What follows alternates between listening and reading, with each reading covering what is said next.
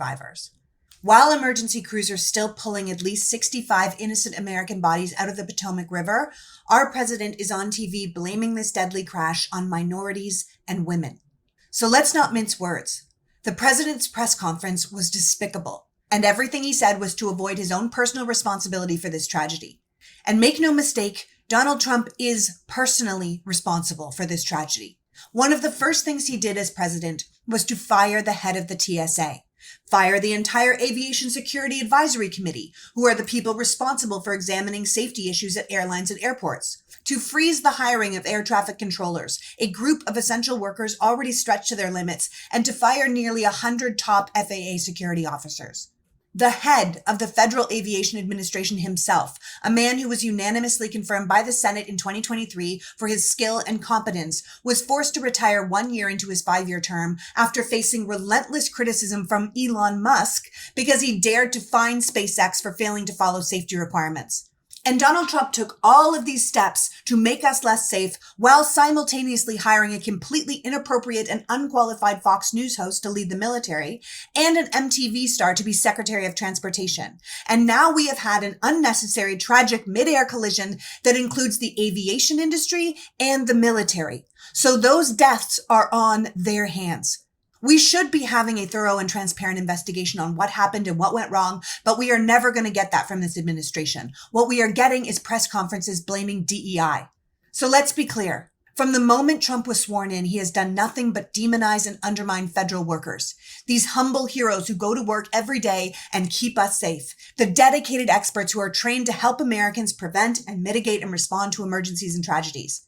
Lest we forget, Donald Trump deregulated the air safety industry during his last administration, putting oversight into the hands of the airlines so they could make more profit. Since then, doors have flown off, wheels have fallen off, engines have caught fire, and there have been mid-air near misses across the station, which is why for 4 years, Secretary Buttigieg fought to hire more air traffic controllers and improve working conditions. But under the Trump administration, all of that work is in hard reverse.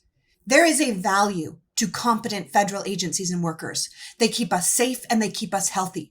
The Trump administration has already told our health and food agencies to stop communicating with the public about airborne illnesses, about disease risks, about food and drug recalls. Hundreds of thousands of people are going to die because of this as well. But the administration's complete lack of interest in our lives is so clearly represented by this horrible airline tragedy. This is what happens when you put incompetent people in charge of huge government organizations or mass fire experts who dare to challenge you. People die, and not just people you don't like, you. Do you feel safe getting on a plane right now? Now that you know that Trump has gutted aviation safety, that there is no head of the TSA or the FAA, and air traffic controllers are overworked and understaffed, and we no longer have an aviation safety committee? And even if and when they rehire those people, their first job requirement will not be competence. It will be loyalty. And how does that help you? Are you willing to bet your life on someone who successfully made Donald Trump or Elon Musk feel special enough? Are you willing to bet your family's life? Because this administration is now putting our lives at risk every single day. Now, no life is worth more than another, but that Army helicopter collided with a plane filled with elite young figure skaters, their parents, and their coaches. People who devoted their life to excellence. Children whose biggest dream was probably to represent their country, and their country failed them. Competence is not woke. Logic is not woke. Safety is not woke. Those are essential, apolitical, necessary qualifications for these jobs. Donald Trump needs to get his priorities straight. His leadership created the perfect storm for this horrific accident to happen. And trust me when I say if we don't do something about it now, it's going to happen again and again and again. We are 10 days into this new leadership, and they are showing us they are incapable of safeguarding the American people the way we have become accustomed. Holding them accountable is mandatory to preserving our safety.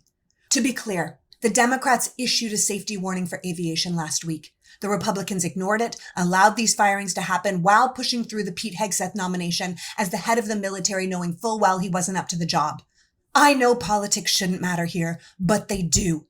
And this is outrageous. And if we don't do something about it, then we are all in danger.